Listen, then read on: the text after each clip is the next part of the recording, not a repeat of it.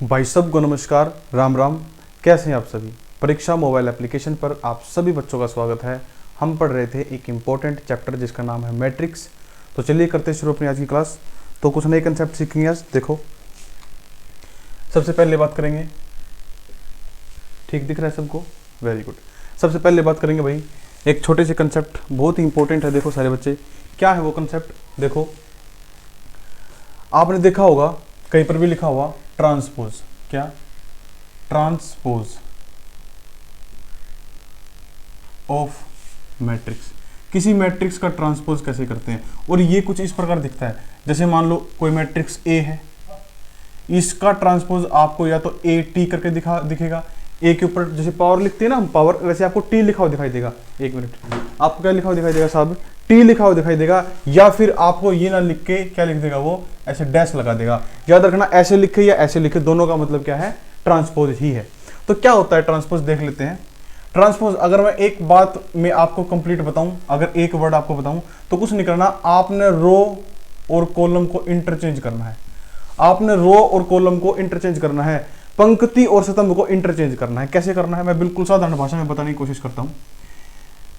एक सेट है ए, मान लो ये A B C D E F G H I, ये एक सेट है भाई 3x3 का। कितने का सेट है ये?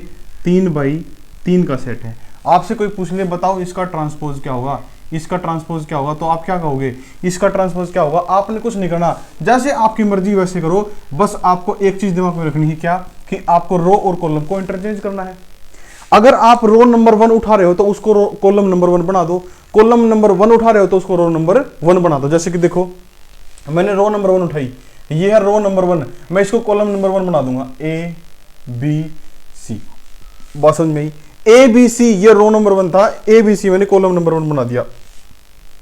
Column number 2 D E F, column number 2 था, मैं इसको रो नंबर 2 था डी ई एफ, मैं इसको कॉलम नंबर 2 बना दूंगा, डी ई एफ। ठीक है। जी एच आई, जी एच आई, बस इतना सा कंसेप्ट है।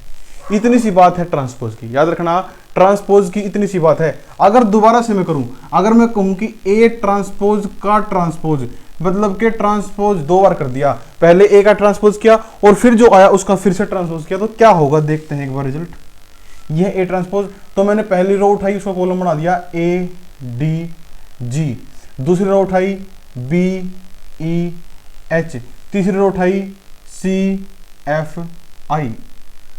ठीक है साहब, ए के ट्रांसपोज का ट्रांसपोज। तो आप थोड़ा सा ध्यान से, अगर आप थोड़ा सा ध्यान से देखोगे तो आप पाओगे कि A B C D E F G H I, A B C D E F G H I, sir ये तो वही आ गई जो पहले हमने ली थी, ये तो वही आ गई जो पहले हमने ली थी।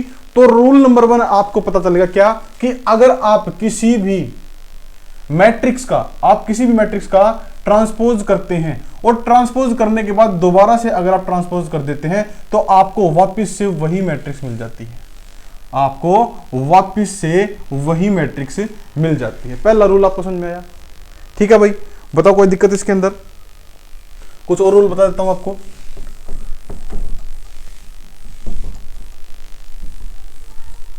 बड़ा ही इंटरेस्टिंग कंसेप्ट है, मजा आता है करने में, पूरा का पूरा चैप्टर ही इंटरेस्टिंग है वैसे तो। ये देखो, अगर आपको कोई कह दे a प्लस माइनस बी, दो मैट्रिक्स हैं ए और बी, जो या तो प्लस की हुई है या माइनस की हुई है, और अगर आपसे कोई कहे कि इनका ट्रांसपोज करो, तो घबराने की जरूरत नहीं है, आप इनका अलग अलग भी कर सकते हो। ए का ट्रांसपोज और बी का ट्रांसपोज अलग अलग कर दो और फिर इनको जोड़ दो या घटा लो, जो भी देर का हो सही।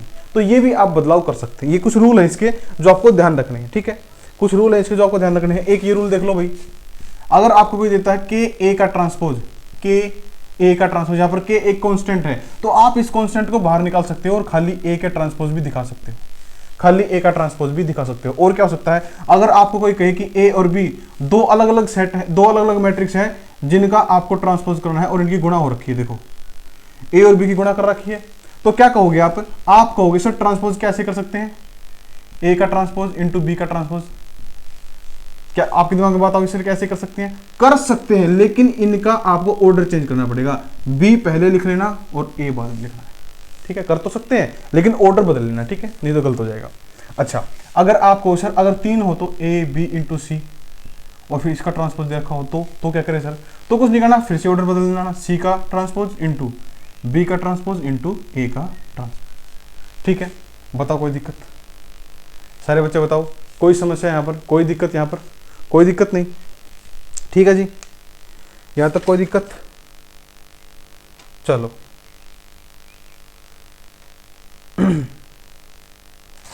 करें आगे। देखो भाई, इसके बाद आती है सिमेट्रिक मैट्रिक्स। क्या आती है? Symmetric matrix. एक एक कंसेप्ट अपनी कॉपी में नोट करते चले जाना, सारे के सारे इंपॉर्टेंट हैं, आपके एग्जाम में आए हुए हैं। सिमेट्रिक या पता नहीं स्क्यू सिमेट्रिक, इनमें से एक आपके एग्जाम में आया था, तो अभी हम उनको सीख रहे हैं कि क्या होते हैं सिमेट्रिक और क्या होते हैं स्क्यू सिमेट्रिक। देखो सबसे पहले बात करते हैं सिमेट्रिक की। सिमेट्रिक मैट्रिक्स, हिंदी में बोलते हैं इसको सममित आव्यूह। क्या बोलते हैं? सममित आव्यूह। हिंदी के वर्ड आपको ज्यादा ध्यान में नहीं रखने, आप मेनली इंग्लिश वर्ड को ध्यान रखो।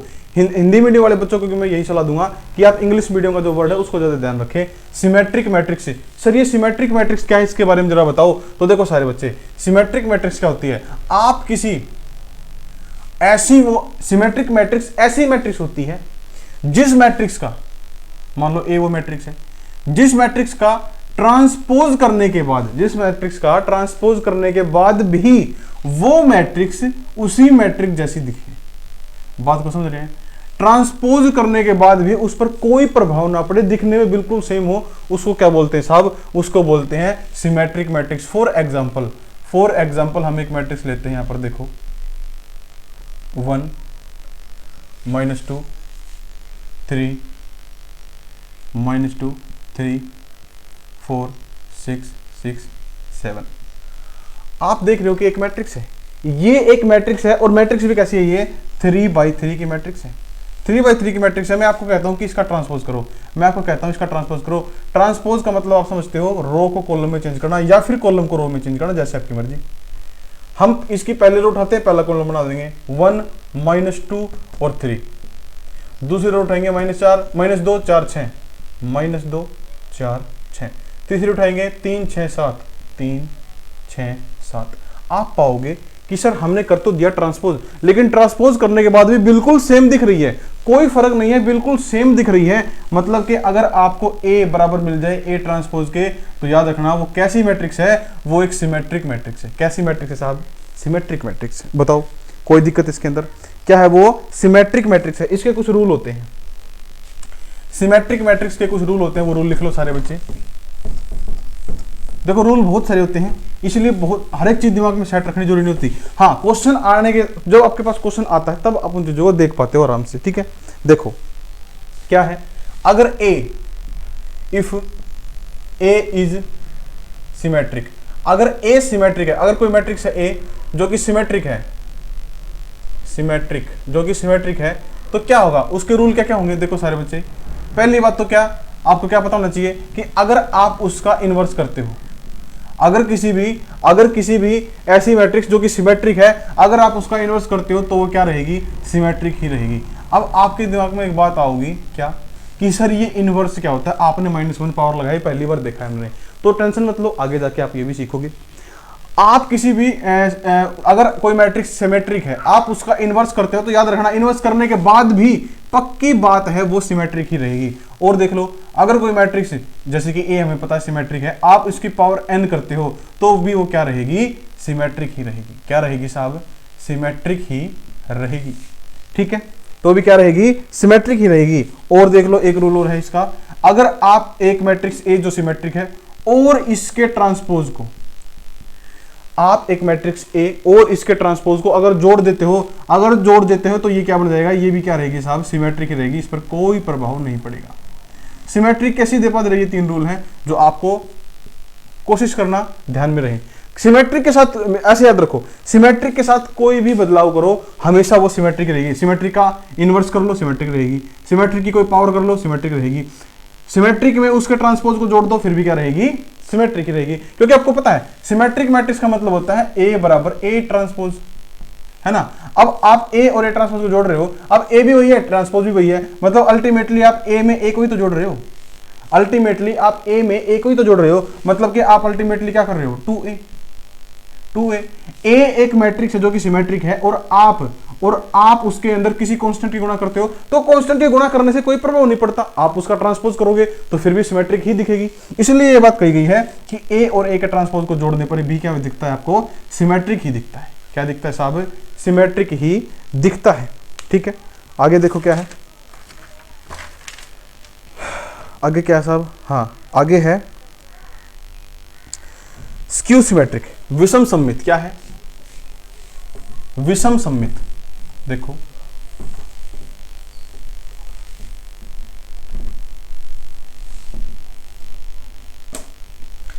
स्क्यू लगा दो इसका, स्क्यू सिमेट्रिक। ठीक है, हिंदी में बोलते हैं इसको विषम सममित। मेरे हिसाब से इस कंसेप्ट से क्वेश्चन आया था आपके एग्जाम में, विषम सममित आव्यूह। ये क्या होता है सर, क्या ये इससे बहुत ज्यादा अलग है, क्या ये सममित आव्यूह से बहुत ज्यादा अलग है? बिल्कुल नहीं, बिल्कुल माइनर सा फर्क है, सिर्फ एक नेगेटिव का फर्क है, एक नेगेटिव के साइन का फर्क है।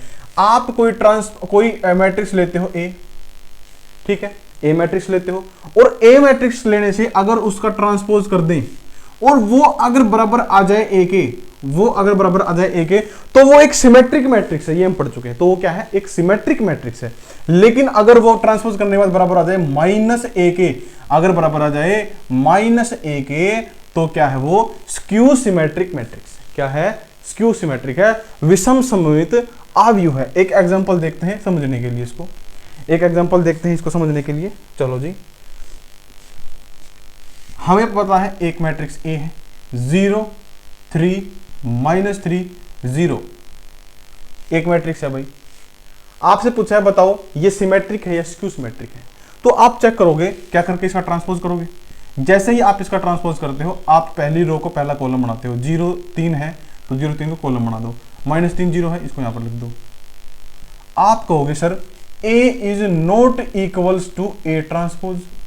भाई ए अलग है, ए ट्रांसपोज अलग, देखो ये प्लस है, ये माइनस का, ये माइनस का, ये प्लस का, अलग आ गया ना, मतलब ये सिमेट्रिक तो नहीं है। क्या नहीं है, सिमेट्रिक तो नहीं है। लेकिन हमें पता है कि भाई एक स्क्यू सिमेट्रिक नाम का कंसेप्ट भी होता है, जिसके अंदर ए, या फिर ऐसे कह सकते हैं कि ए ट्रांसपोज बराबर होता है -a के, या फिर -a ट्रांसपोज बराबर होता है a के।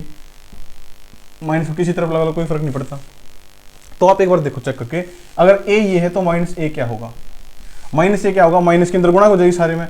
अब 0 तो 0 ही रहेगा, 3 क्या हो जाएगा, -3 हो जाएगा, और -3 पहले से तो माइनस की गुणा करोगे तो क्या हो जाएगा, +3, और 0 0 रहेगा।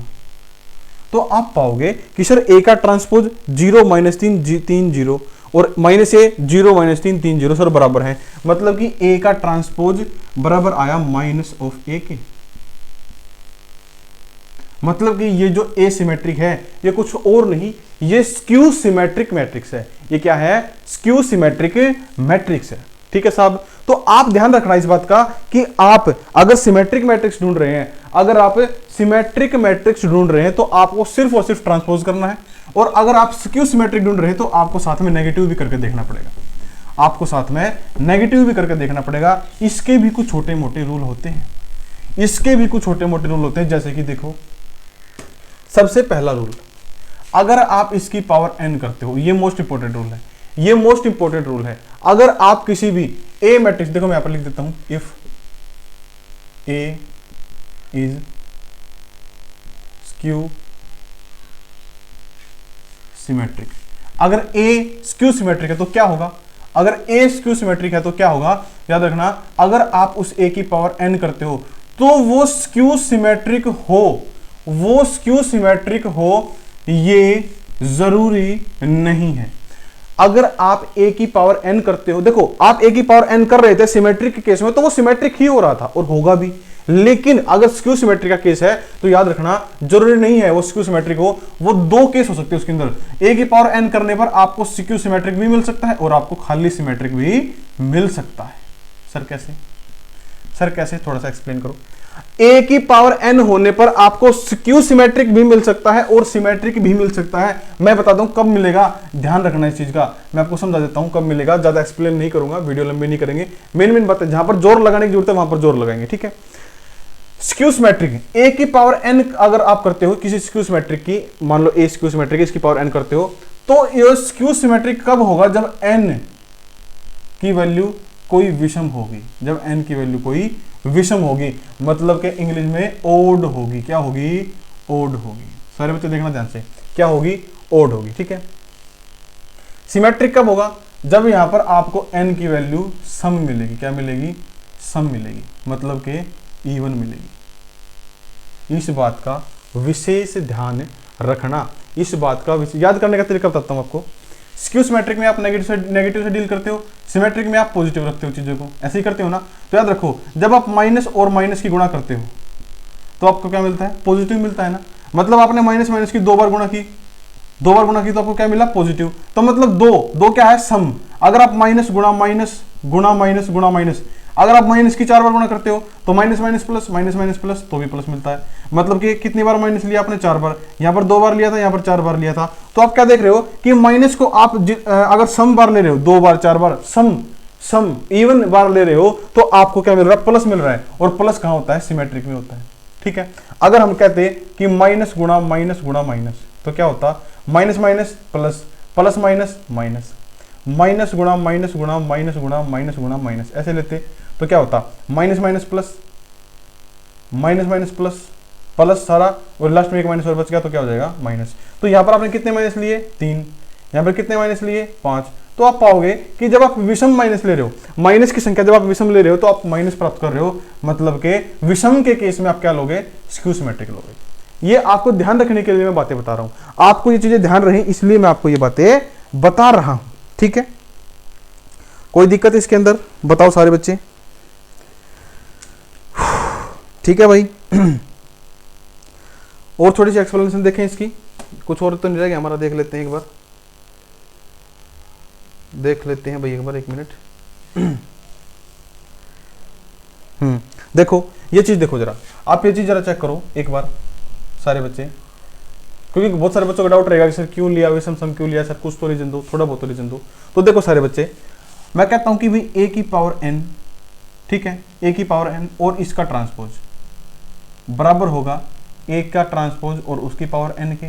ये बात तो हम कह सकते हैं, ये बात तो ऊपर नीचे कर सकते हैं, ब्रैकेट में है, ऊपर नीचे कर सकते हैं, कोई दिक्कत नहीं है। ठीक है। और चूंकि हमें पता है कि भाई जो a है वो एक स्क्यू सिमेट्रिक है, जो a है वो स्क्यू सिमेट्रिक है, मतलब कि a का ट्रांसपोज बराबर है माइनस a के। बराबर किसके हिसाब है? माइनस a के है। तो हम यहाँ पर क्या कहेंगे कि भाई a की पावर n का ट्रांसपोज, a की पावर a का ट्रांसपोज किसके बराबर है? माइनस a के। माइनस a की पावर n के किसके बराबर होगा साहब? माइनस a की पावर n के। किसके बराबर होगा? माइनस a की पावर n के। अब यहां से मैं एक स्टेप और मार सकता हूं कि a की पावर n का ट्रांसपोज बराबर होगा -1 की पावर n और माइनस a की पावर n। ऐसे कर सकते हैं, बताओ कोई दिक्कत है? ऐसे कर सकते हैं, बताओ कोई समस्या इसके अंदर? क्या बात आनी चाहिए दिमाग में? क्या बात यहाँ पर माइनस नहीं रहेगा? क्या दिमाग में बात आनी चाहिए? अगर मैं, पहली बात तो ये कि यहां पर a की पावर n, देखो आप जब किसी भी a की पावर n करते हो और उसका ट्रांसपोज कर रहे हो तो आपको a की पावर n तो दिख जाती है, a की पावर n तो पॉजिटिव दिख जाती है, लेकिन उसके साथ साथ में आप -1 की पावर भी n देखते हो। और -1 की पावर n होना ये डिपेंड करता है n की वैल्यू पर। देखो अगर वही बात है जो मैंने आपको बताई थी कि अगर आप n की वैल्यू लेते हो 1 तो -1 रहेगा ये। ठीक है। अगर आप n की वैल्यू लेते हो 2, n की वैल्यू अगर 2 लेते हो तो -1 इंटू -1 मतलब माइनस माइनस +1, तो क्या हो जाएगा ये +1। अगर आप n की वैल्यू लेते हो 3, यहाँ पर एक वैल्यू ली थी n की, यहाँ पर 2 वैल्यू ली थी, अब हम n की वैल्यू कितनी ले रहे हैं? 3 वैल्यू लेने पर क्या होगा? -1 इंटू -1 माइनस माइनस प्लस और फिर माइनस, तो यहाँ पर क्या हो जाएगा? -1। तो आप पाओगे कि जब भी आप विषम संख्या ले रहे हो, n की कोई विषम संख्या ले रहे हो, मतलब कि 1, 3, 5, 7, तो आप हमेशा नेगेटिव ही पाओगे। और नेगेटिव कब होता है? स्क्यू सिमेट्रिक के अंदर। इसलिए मैंने आपको बताया था कि विषम n की पावर विषम लेने पर, अगर n की पावर विषम है तो आप स्क्यू सिमेट्रिक ही पाओगे। और देखो अगर आपने n की वैल्यू 2 ली तो आपने प्लस का 1 देखा, और प्लस का 1 मतलब के सम, जैसे आपने पावर सम पावर ली तो आपने प्लस देखा, मतलब के सिमेट्रिक। अगर हम इसको थोड़ा सा और एक्सप्लेन करें तो हम ऐसे कर सकते हैं कि a की पावर n को हम कुछ मान लेते हैं, जैसे कि हमने मान लिया k। क्या मान लिया? k। तो a की पावर n का मतलब क्या है साहब? k का ट्रांसपोज बराबर है -1 की पावर n, और a की पावर n का मतलब क्या है? k। बात समझ रहे हो आप? के का ट्रांसपोज बराबर होगा या तो के अब डिपेंड करता है वो -1 की पावर n, मतलब -1 के ऊपर भी डिपेंड नहीं करता, डिपेंड किस पर करता है, n के ऊपर। n की जो भी पावर होगी -1 उसी तरीके से बिहेव करेगा। n की पावर 1 लोगे तो ये माइनस का क्या हो जाएगा, n की पावर दोगे तो ये प्लस का क्या हो जाएगा, मतलब कि n के ऊपर डिपेंड करता है। इसलिए मैंने आपको डायरेक्टली बता दिया था कि n अगर विषम लोगे तो स्क्यू सिमेट्रिक आएगा, n अगर सम लोगे तो सिमेट्रिक आएगा। ठीक है, यहां पर कोई दिक्कत, कोई समस्या? ठीक है भाई, और एक दो रूल देख लो इसके।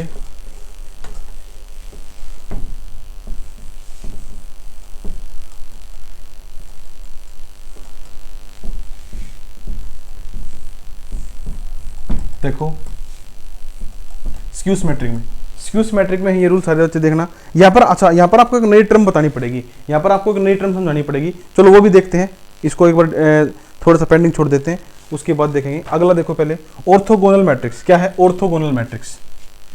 ये हो गया अपना स्क्यू सिमेट्रिक। ऑर्थोगोनल मैट्रिक्स देखते हैं, ये भी इंपॉर्टेंट है। ऑर्थोगोनल मैट्रिक्स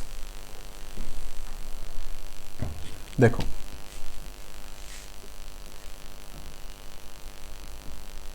ऑर्थोगोनल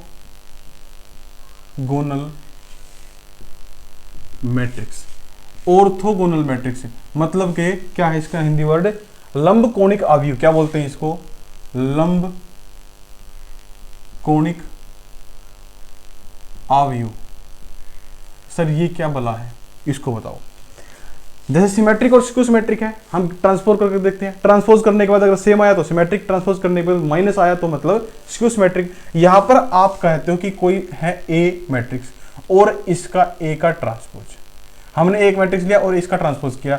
अगर हम इसके मैट्रिक्स ए और इसके ट्रांसपोज ए ट्रांसपोज को, ए मैट्रिक्स और इसके ट्रांसपोज को अगर गुणा कर दें, गुणा करने के बाद अगर आइडेंटिटी मैट्रिक्स आ जाए, गुणा करने के बाद अगर आइडेंटिटी मैट्रिक्स आ जाए, उसको बोलते हैं ऑर्थोगोनल। या फिर ए के ट्रांसपोज, अब देखो मैं इसको थोड़ा सा डायरेक्टली लिख दूं, ए के गुणा करते हैं ए ट्रांसपोज में, या फिर ए के ट्रांसपोज में गुणा कर दें ए की, तो भी क्या आना चाहिए, आइडेंटिटी मैट्रिक्स ही आना चाहिए।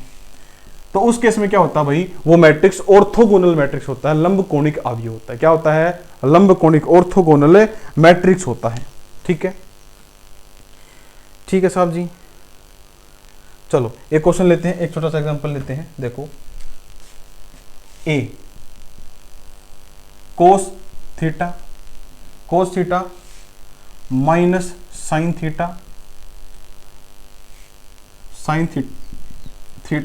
कोस थीटा। ठीक है, अब ए तो हमें पता है, ए ट्रांसपोज भी निकाल लेते हैं। क्या होगा एक ट्रांसपोज, देखो कोस थीटा और माइनस साइन थीटा को यहां पर लिख लेते हैं। साइन थीटा यहां पर आ जाएगा और कोस थीटा इसके नीचे आ जाएगा, कोस थीटा।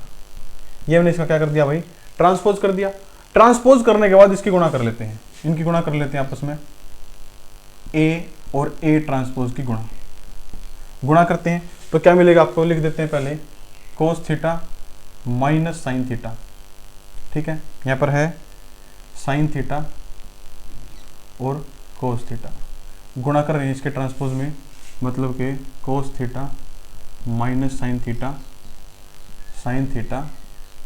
Cos theta. ठीक है, ये हमने इसका ट्रांसपोज भी कर दिया। इनकी गुणा करते हैं तो इस गुणा करने पर आपको पता है क्या करेंगे, इसका रो और इसका कॉलम, कोस थीटा इंटू कोस थीटा कोस स्क्वायर थीटा। ठीक है, माइनस साइन थीटा और माइनस साइन थीटा, ये जगह प्लस साइन स्क्वायर थीटा, तो क्या हो जाएगा यहाँ पर प्लस साइन, क्योंकि माइनस माइनस प्लस हो जाएगा और प्लस का साइन वैसे भी लगाते हैं हम, साइन स्क्वायर थीटा। ओके, आगे बढ़ो। अब देखो सेम रो रखना, अगला कॉलम ले लो, cos theta into sin theta, मतलब क्या देंगे sin theta cos theta cos theta. दिख रहा है आपको? ठीक है, फिर देखो अब यहां पर क्या होगा, ये हो गया अपना cos theta sine theta cos theta. फिर देखो माइनस साइन थीटा और कोस थीटा, यहां पर हो जाएगा minus sign theta cos theta. ये दिख रहा है? चलो यहां पर देखो second row first column, sine theta into cos theta cos theta into minus sign theta, तो ये हो जाएगा माइनस का साइन थीटा कोस थीटा। ठीक है, अच्छा first row second column sine square theta, क्या हो जाएगा sine square theta cos theta plus cos square theta, ये बन गया भाई। अब बहुत सारे बच्चे कहेंगे सर ये तो आइडेंटिटी नहीं आया, लेकिन ध्यान से देखो क्या सच में आइडेंटिटी नहीं आया। अब क्या होगा इसके अंदर, आपको लग रहा होगा सर ये आइडेंटिटी मैट्रिक्स तो नहीं बड़ी, लेकिन मेरे को तो दिख रहा है ना, देखो sin theta cos theta plus का sin theta cos theta minus का कट गए, ये प्लस का ये माइनस का कट गए, और कोस square theta plus sign square theta, ये रूल होता है साहब ट्रिग्नोमेट्री का कि sign square theta plus cos square theta बराबर होता है किसके, 1 के। आइडेंटिटी होती है बेसिक आइडेंटिटी। आपने ट्रिग्नोमेट्री पढ़ी होगी तो आपने ये रूल पक्का पढ़ा होगा एक बार, तो गारंटी देता हूँ, ठीक है। तो यहाँ पर क्या है, कोस square theta plus sign square theta, यहाँ पर आपको क्या मिलेगा 1, sign square theta plus cos square theta क्या मिलेगा 1, यहाँ पर 0, यहाँ पर 0। तो आप पाओगे कि सर ये तो एक आइडेंटिटी मैट्रिक्स आ गई। आइडेंटिटी मैट्रिक्स होती है जिसके डायगोनल में 1 होता है, और ये बात मैं आपको एक्सप्लेन कर चुका हूँ जब मैंने आपको पहली क्लास के अंदर कंप्लीट इसकी बेसिक कराई थी और टाइप ऑफ मैट्रिक्स कराई थी। मैंने आपको वहाँ पर बताया था, आपको वहाँ पर मैट्रिक्स दिखाई नहीं जाएगी, आपको सिर्फ नाम बता दिया जाएगा। जैसे मैंने आपको कहा कि इनकी गुणा करने पर आइडेंटिटी मैट्रिक्स आता है, तो अब आपको पता होना चाहिए कि आइडेंटिटी मैट्रिक्स क्या है। नहीं पता तो फिर दिक्कत है, ठीक है ना, नहीं पता तो दिक्कत है साहब। अब और देखो इसके कुछ और रूल हैं इसके कुछ और रूल हैं, देखो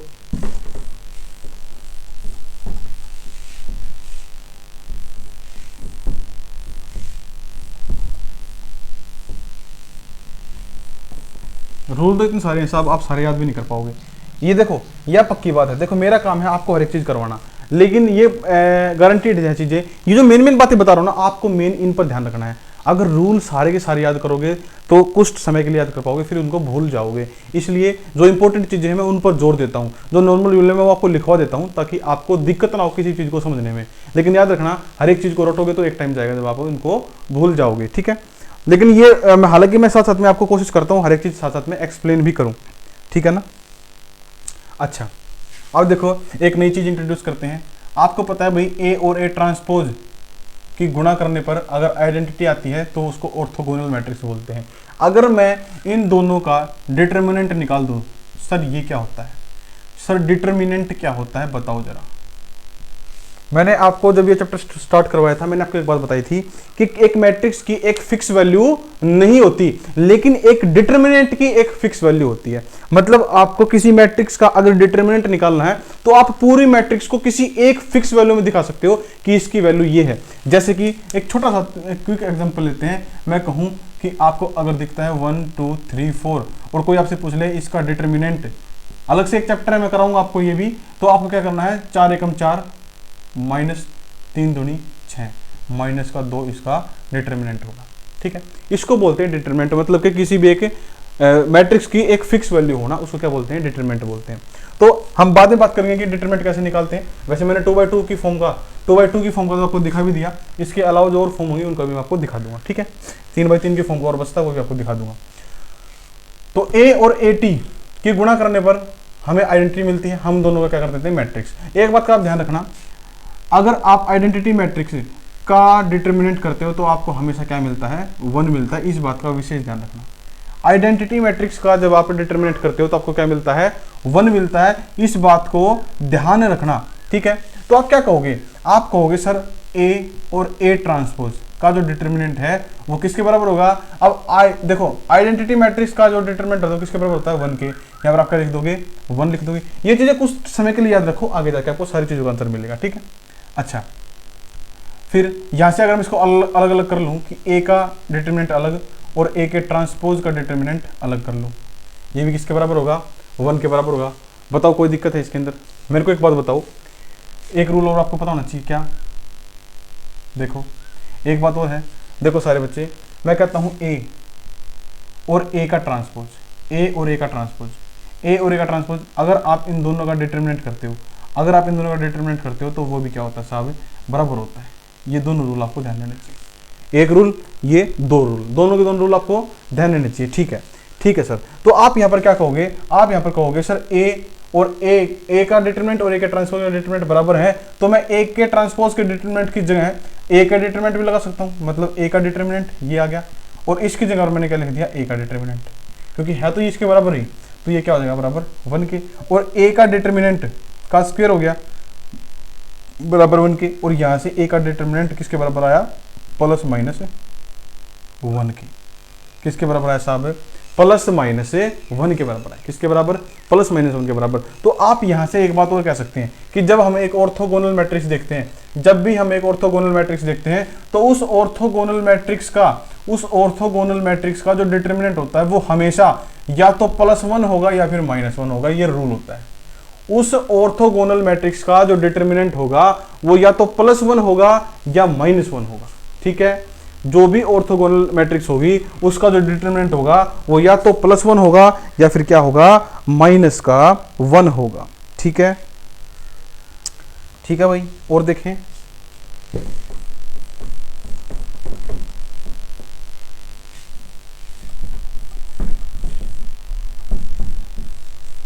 देखो देखो सारे बच्चे क्या होगा, ए और ए इनवर्स का जब आप गुणा करते हो, अभी आपने इनवर्स सीखा नहीं है, याद रखना, अभी आपने इनवर्स निकालना सीखा नहीं है, हम अगली क्लासेस में इनवर्स निकालना भी सीखेंगे। लेकिन फिलहाल ध्यान रखो, अगर आप ए और उसके इनवर्स की गुणा करते हो तो आपको आइडेंटिटी मिलती है। क्या मिलती है साहब? आइडेंटिटी मिलती है, ये रूल होता है, याद रखना इसको, ठीक है। और अगर ए के इनवर्स और ए का गुणा करते हो तो भी आपको आइडेंटिटी मिलती है, ठीक है, दोनों सेम चीज होती हैं। लेकिन ऑर्थोगोनल में आप क्या सीखते हो कि जब आप ए और ए के ट्रांसपोज की गुणा करते हो तब आपको आइडेंटिटी मिलती है, यही बात है ना। तो मेरे को बताओ भाई, जब ए और ए के इनवर्स ये भी किसके बराबर है? आइडेंटिटी के बराबर। ए और ए का ट्रांसपोज ये भी आइडेंटिटी के बराबर है। तो मेरे को बताओ साहब सारे बच्चे, अगर ए और ए का इनवर्स आइडेंटिटी के बराबर है और ए और ए का ट्रांसपोज भी आइडेंटिटी के बराबर है, तो मैं कह सकता हूं कि ए इंटू ए का इनवर्स बराबर होगा ए इंटू ए के ट्रांसपोज के। बताओ कोई दिक्कत इसके अंदर? कोई समस्या बताओ? आप कहोगे सर कोई समस्या नहीं, ए से ए कैंसिल हो जाएगा और ए का इनवर्स बराबर हो जाएगा ए के ट्रांसपोज के। मतलब के यहां से आपने क्या सीखा? यहां से आपने क्या सीखा? अगर आपको कोई कह दे कि ये एक मैट्रिक्स है ए, ये एक मैट्रिक्स है ए और इसका इनवर्स निकालो, मान लो आपको कह दिया ए कोई मैट्रिक्स है उसका इनवर्स निकालो, और आपको बोल दिया कि जो ए मैट्रिक्स है ये ए के ऑर्थोगोनल मैट्रिक्स है, तो आपको पता होना चाहिए कि ऑर्थोगोनल मैट्रिक्स का ट्रांसपोज ही उसका इनवर्स होता है। ऑर्थोगोनल मैट्रिक्स का ट्रांसपोज ही उसका इनवर्स होता है। मोस्ट इंपॉर्टेंट रूल आपको ध्यान में रखना है, ठीक है। तो ये कब होगा? मैंने आपको बताया जब ए क्या है? ए इज ऑर्थोगोनल। याद रखना, ये हर बार नहीं होगा। ये कब होगा? जब ए एक ऑर्थोगोनल मैट्रिक्स हो, जब ए एक ऑर्थोगोनल मैट्रिक्स हो, ठीक है।